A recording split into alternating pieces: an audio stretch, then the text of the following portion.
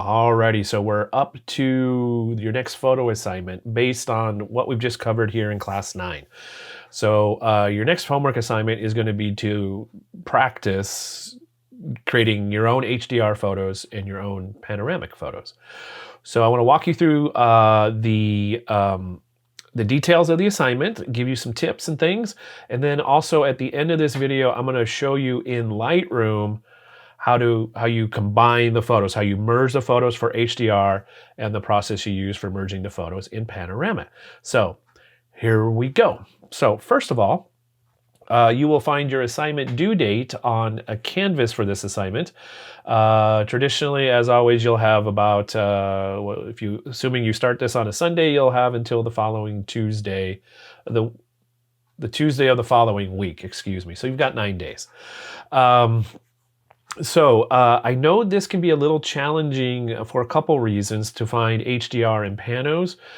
Time of year, I'm recording this in the fall, so often it's rainy. Landscapes aren't their best, but see what you can do. Stretch is good, challenge is good.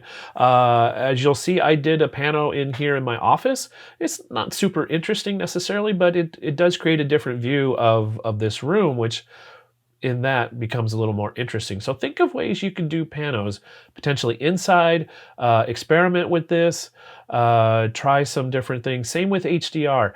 HDR, all you need is something bright and something dark. So maybe a single candle in your room. See what that looks like. HDR with that. Go outside if you can. Find some bright and or dark. Yeah, that's the basics. Yeah, so let's take a look at some of the details. So you're going to use the methods we talked about. There's a PDF of these PDFs of the presentation from today about HDR and Pano. So look back to that for reference, or watch the video 10 or 12 times. Tell a friend or 10. So as a result of this assignment, what you're going to do is you're going to submit 3 separate HDR scenes, 3 separate panoramic scenes, for a total of 6 photos that you will submit.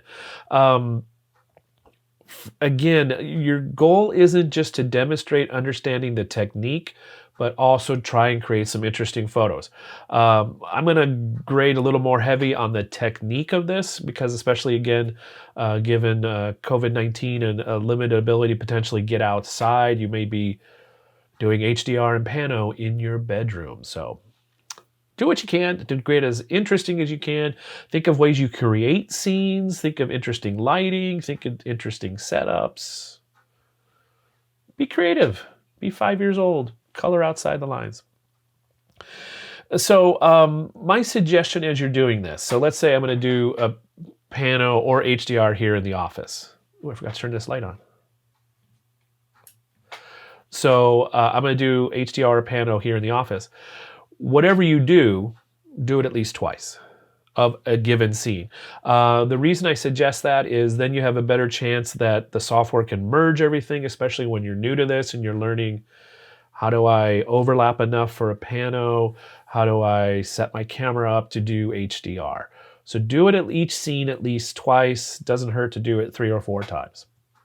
Additionally, I would suggest and hope and encourage, do as much as you can to do this. I understand there's limits in your life, both other things competing for your attention, but if you can, try and do 5 different unique HDR scenes and then 5 different unique Pano scenes, if you can.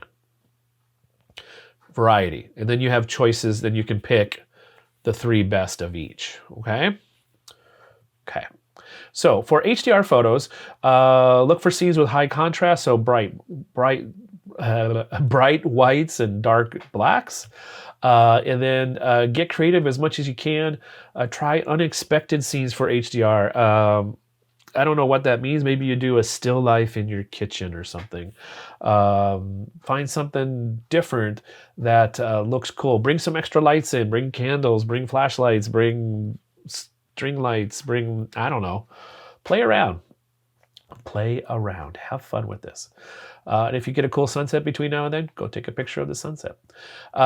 Use a tripod. You will need a tripod to do this assignment if your camera does not have auto exposure bracketing, and you have to do this with exposure compensation, because you're going to be touching the camera quite a bit, moving knobs, touching the camera, so it'll move enough that the software won't be able to merge the photos. Okay.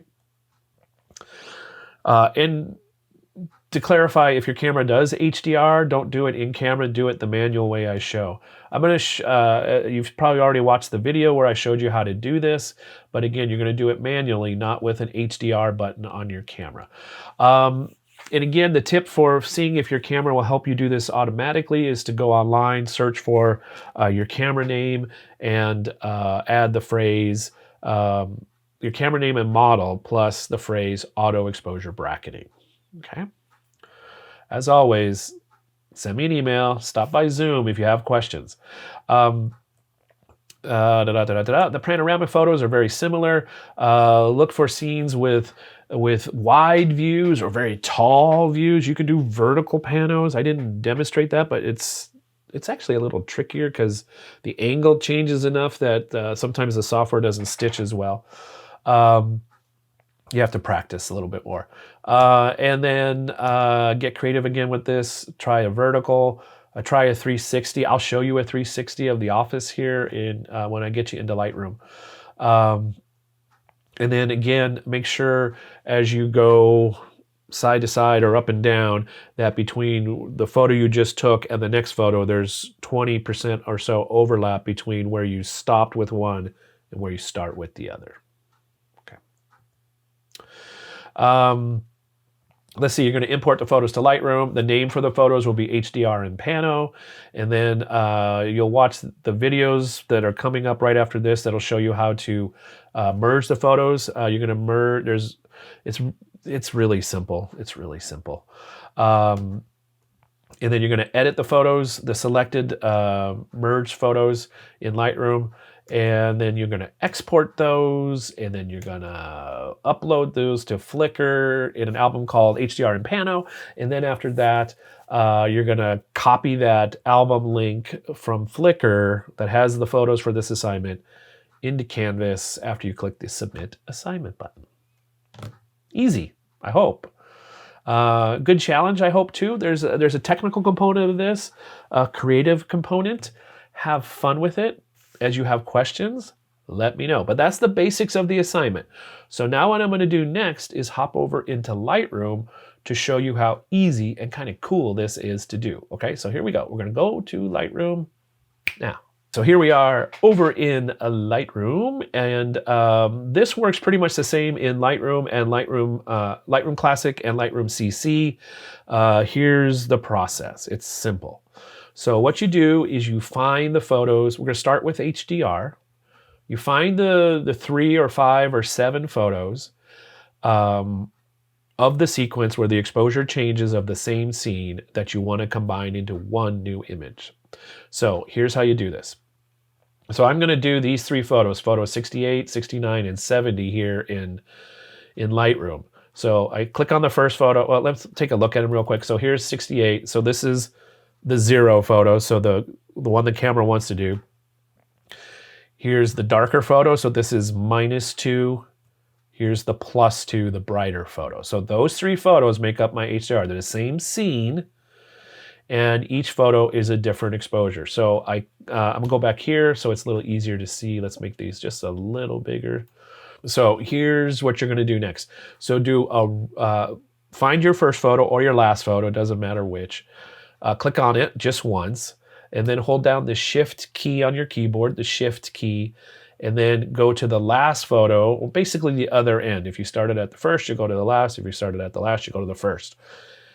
Sorry, that was confusing. And then hold down the Shift key, click on that last or first photo, and then go to the photo menu at the very top of your screen, photo menu, and you're going to go to Photo Merge, and you're going to choose the HDR option because these are HDR, 3 different exposures, exact same image. These photos were shot with auto exposure bracketing without a tripod. You saw me do it, so it's pretty simple. So here we go. So what you're going to get now is a preview of this, and I just leave the settings the way they are. auto align, auto settings, deghost amount. I don't think there's, I'm just going to leave that at none for now.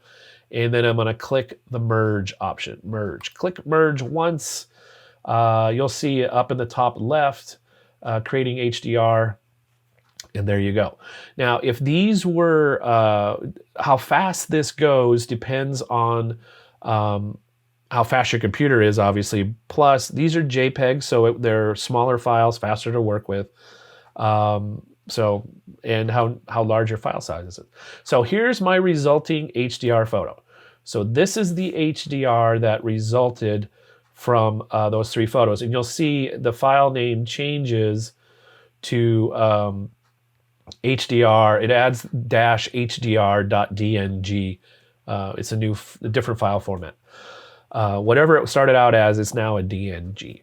So now I can switch to the develop module and make some further changes. Now, if you had the auto tone on, you'll see there's already some changes made. So the highlights has been pulled down. The whites are up, shadows are up, contrast and exposure are changed a bit, as well as our vibrance and saturation. So then you can edit this to taste, just like you would any normal photo. I recommend you go ahead and throw a 5-star on it so you can find it easy. Then you just got to decide how you want to edit it. What I might do, it's still a little dark over here, so I might turn the exposure up a little more. It's too bright outside, I know that, so I'm going to take the whites and pull those back down a little bit. And the highlights as well. And there you go. That's a little bit of a push and pull. That's almost too much, but we'll just back off just a little bit. Yeah, so you're going to compromise. Now, that's how you do HDR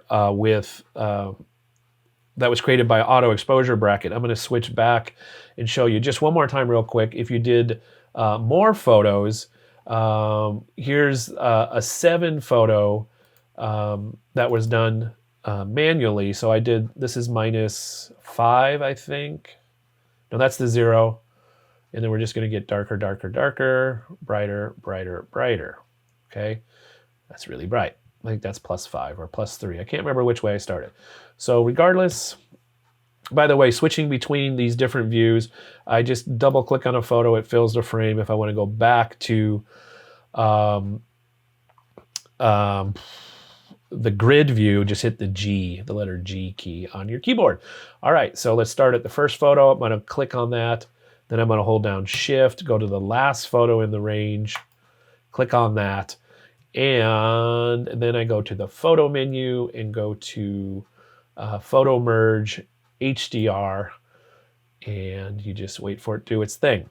I'll quickly jump over and show you how to do this. It's exactly the same thing. You still go to the photo menu in Lightroom CC, but the photo merge is at the bottom of the menu, just so you know. So I'm gonna click merge again.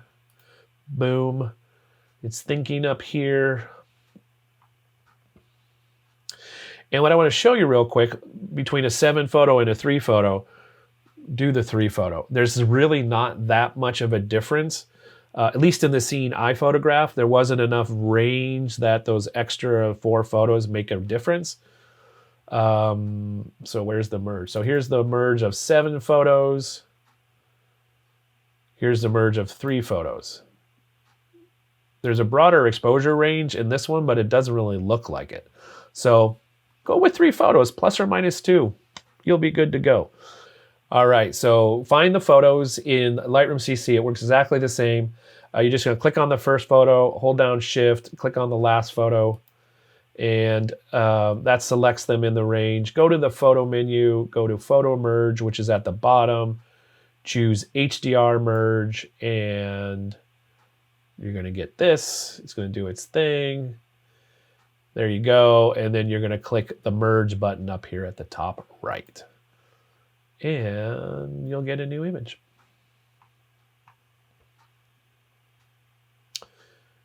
There it is.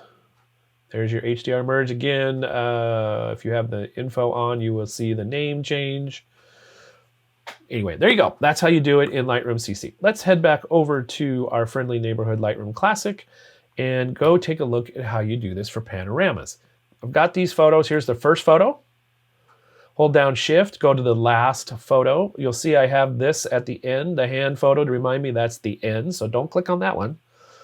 Click on the one just before it and hold down Shift and click on that image. Again, go to the photo menu and go to, where am I going? Photo Merge, sorry, it's right in the middle. And this time, instead of HDR, choose the next one down, which is Panorama. Click on Panorama. We've got a couple more options to set here. I will show them to you momentarily. There's a few more photos it's working on, so it's going to take just a little bit longer. So you will see a couple things. One, there's some gaps in that, and that's because I wasn't perfectly level as I was going around. Plus, wide-angle lenses will tend to distort a little bit, so as you move, you're going to lose some vertically. So I'm going to do auto settings. You can do auto crop if you want. That'll get rid of those automatically. Or you can try this boundary warp, which instead of cropping will fill it in. So I'm just drag it up to 100, and that way I don't crop down. It just kind of magically fills it in. Try it. Your mileage will vary which one works best for you. I'm going to leave the projection at spherical. You can try the other one, see what happens. Perspective won't work usually. So spherical, I'm going to leave it at that. I'm going to click Merge, and it's going to do its math, its thinking. Again, in Lightroom CC, you will do the exact same thing. You will select the range of photos. So click the first one, hold down Shift, click on the last one, and then you'll go to the very top menu that says Photo. At the bottom of that menu is the option for Photo Merge, or Merge, I think. And then you'll choose the Panoramic Merge from that menu. Again, this is taking a little bit longer. It's doing some math on more photos. If you are using raw photos, this will take longer still because they are larger still. All right, so now we have our finished merge photo. Why did it cut off so much? Well, this is a good example of why you do this a couple times. It obviously didn't like something I did on the left side. The first three photos aren't even really in the merge because I did something in the overlap that didn't quite work. So it's weird that it showed me in the preview but didn't show me here. So I might try it again because every once in a while it freaks out. Let's try it again. So I'm retrying that to see if this will work better. And this time, instead of doing the boundary warp, just to see if that was a problem, I'm gonna leave it alone. I'm not even gonna auto crop it. I'll crop it in Lightroom. Let's see what happens now. Nope, still didn't like that. So we'll just go in here, crop this one, and there we go. Just crop top and bottom, left and right as needed.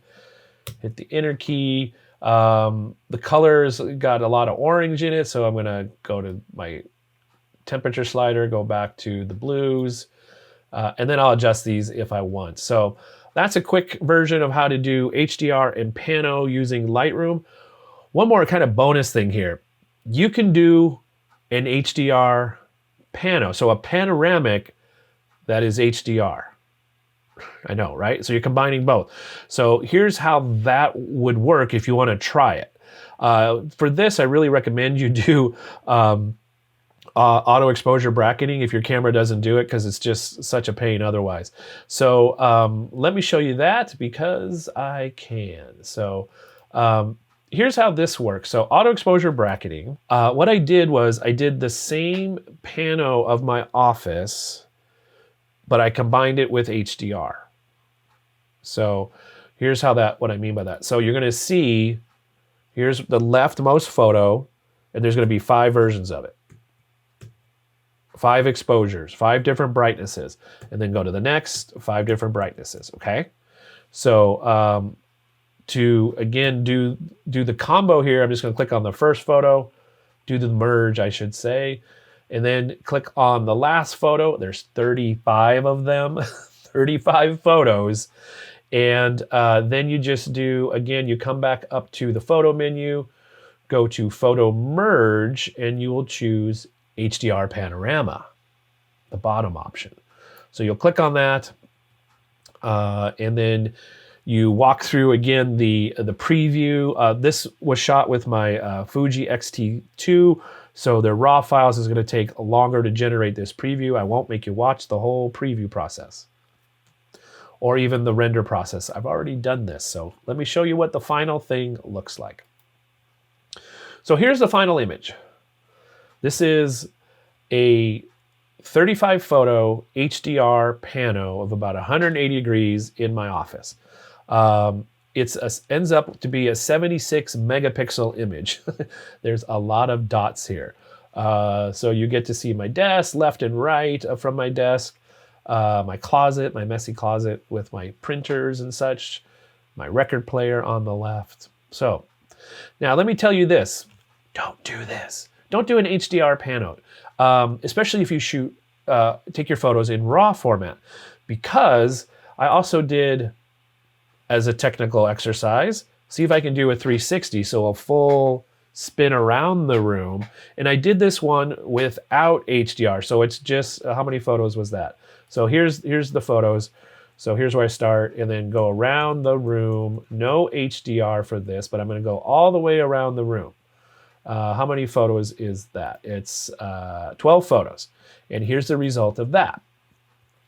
So this is a 360. You can see it messed up a little bit here in the top left. It didn't quite match, and that was mostly me probably not being consistent in my spin. But if you look at this versus the HDR version, it's not that different. So you don't need to take, especially if you're, again, using the RAW format, and this, if you want to know why to use RAW, HDR is a good example because it gives you so much more range to play with the brights and the darks in your image.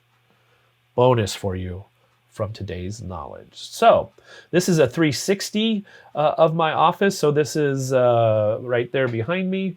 And then over there, you get to see out into the hallway and that part of things over there.